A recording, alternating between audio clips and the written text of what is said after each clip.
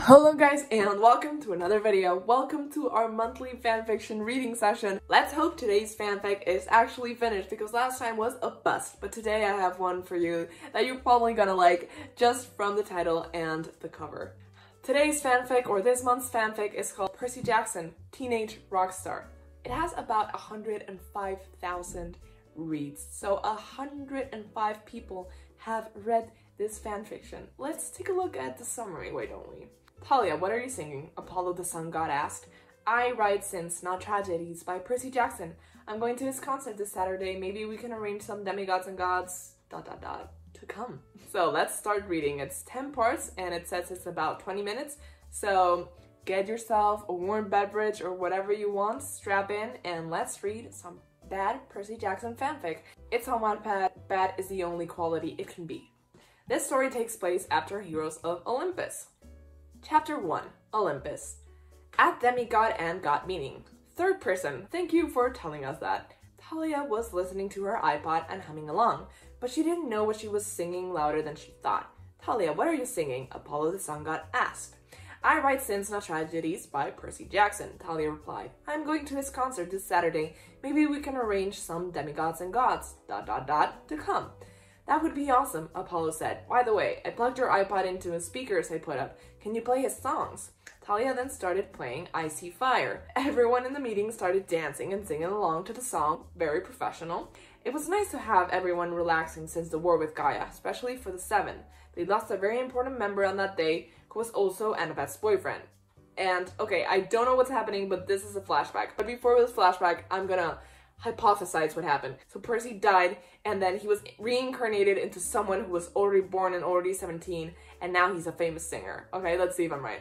The Seven were traveling on the Argo too. Credit to Leo to find giants. On the Argo, everyone was bickering about the gems they found, and Jason was sitting in silence thinking that the fact he needed glasses. Then the Argo landed, and there was hordes of giants blocking the entrance to where the Seven thought they would be. I think they're trying to hide or protect something. Ryan, son of Poseidon, suggested... Oh my god, I was wrong. Yeah, well, we have to fight through them to get to whatever's inside, Piper said.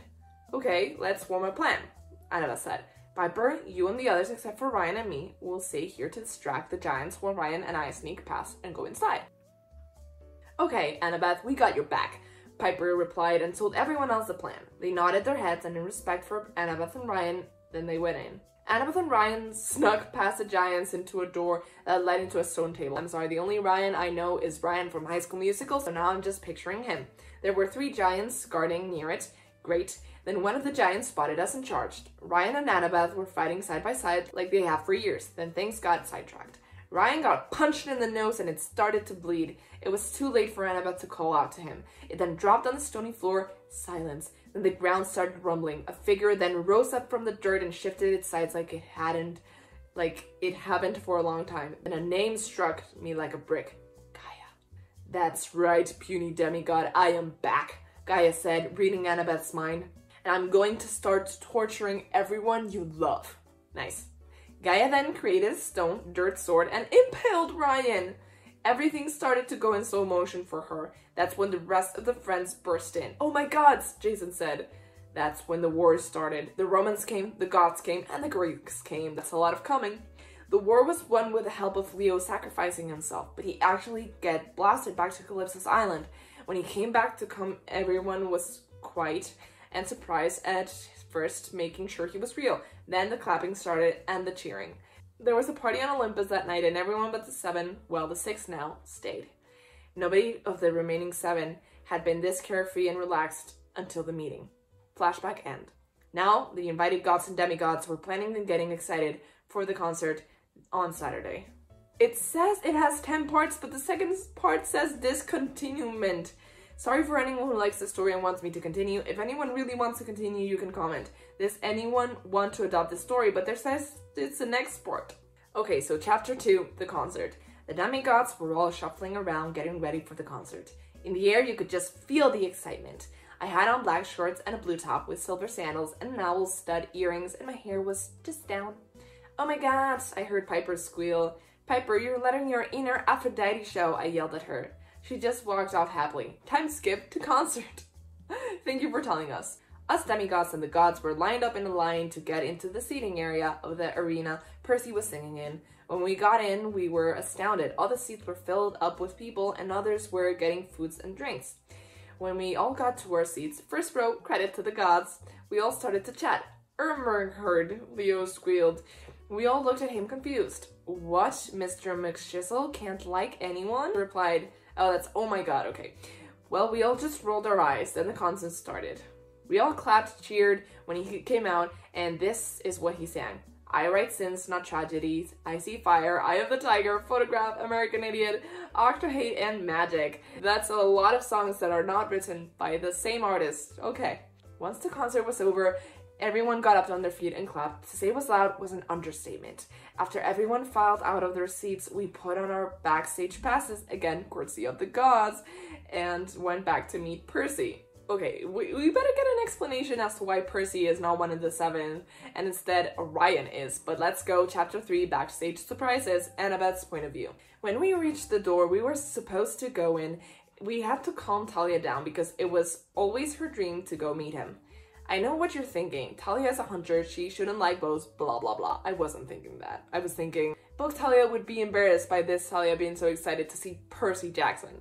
But she claims that he is not like any other boy and that he is loyal to a fault. I wonder if he's a demigod because that sounds like a fatal flaw.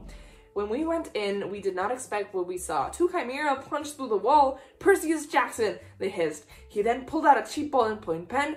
What was he going to do with that, I thought. Then he took off the cap and it extended to a beautiful 3-foot bronze sword. When we all got over our shock, we all pulled our weapons and started to battle, except for the gods. We just stood there because of the ancient laws denied them to help us. Of course, that's the reason. Percy was like a battle machine. We didn't even have to do much. He exploded the first one with only 3 stabs, and then we did the other one. After the little fight, we just looked at him in disbelief and shock. Tell you later, he said. Then Zeus said, you will tell us now. Then he flashed all of us to the throne room. Percy looked shocked that they were gods then, but didn't kneel down or beg for mercy, that he didn't notice them before.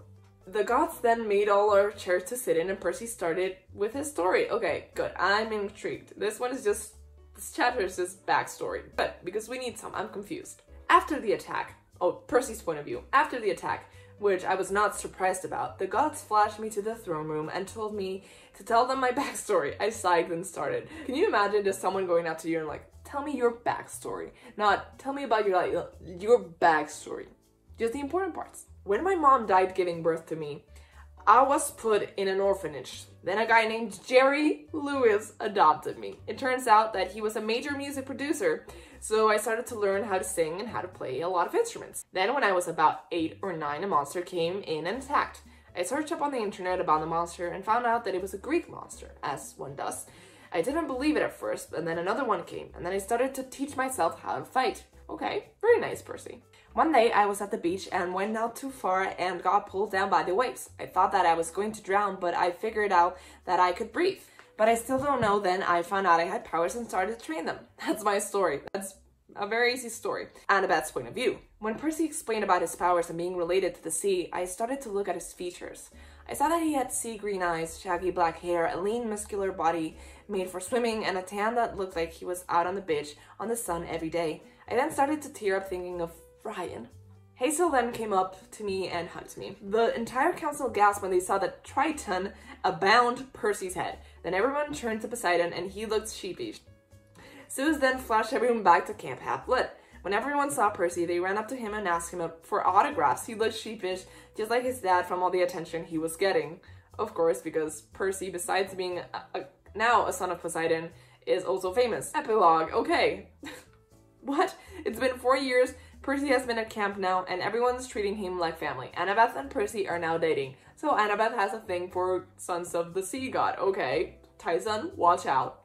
There was another war against the primordial Tartars and Percy became a legend. The end? Not.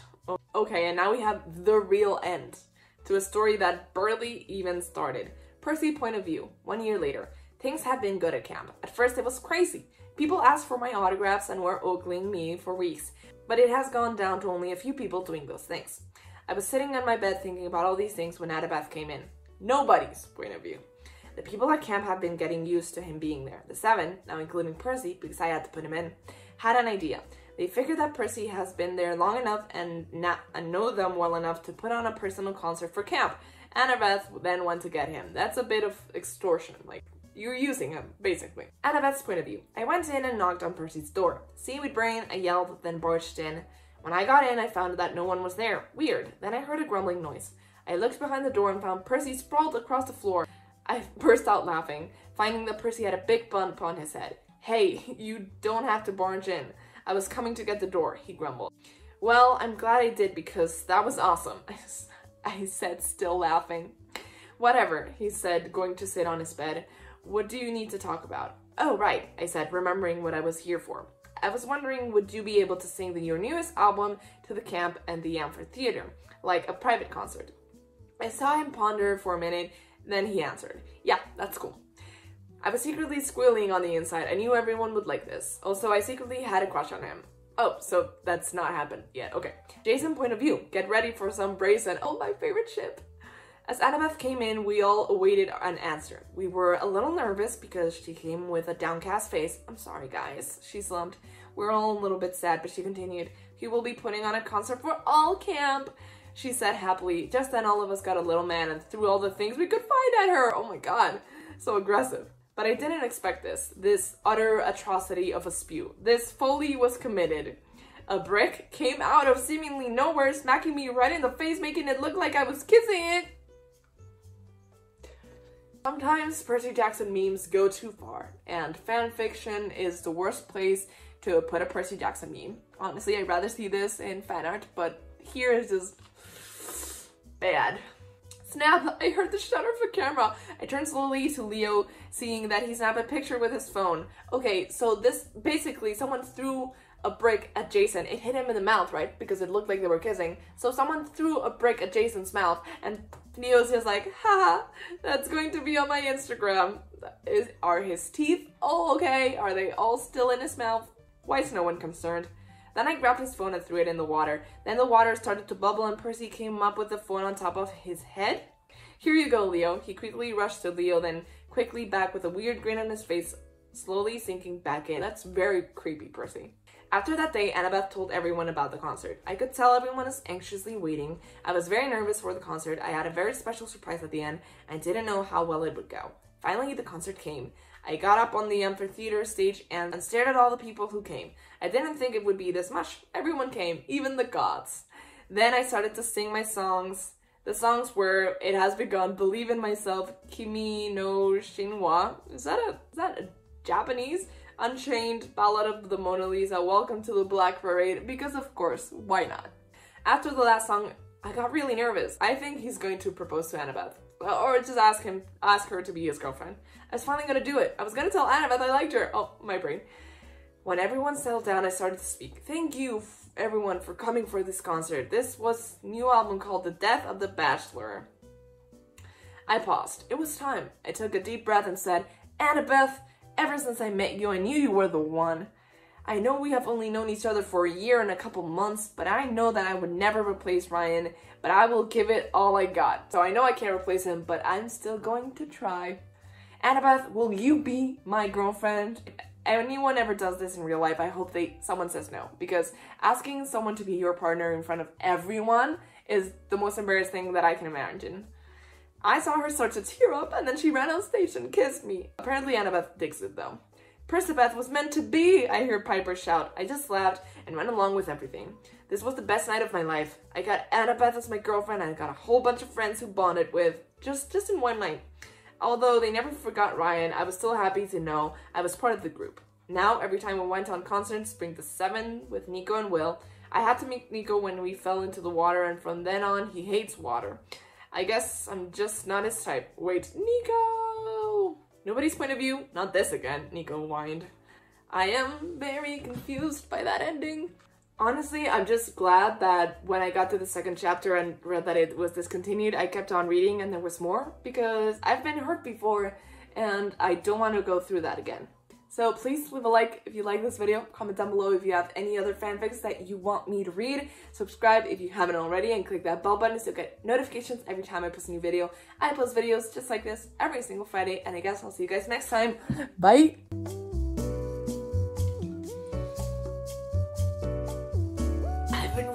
like 2 hours.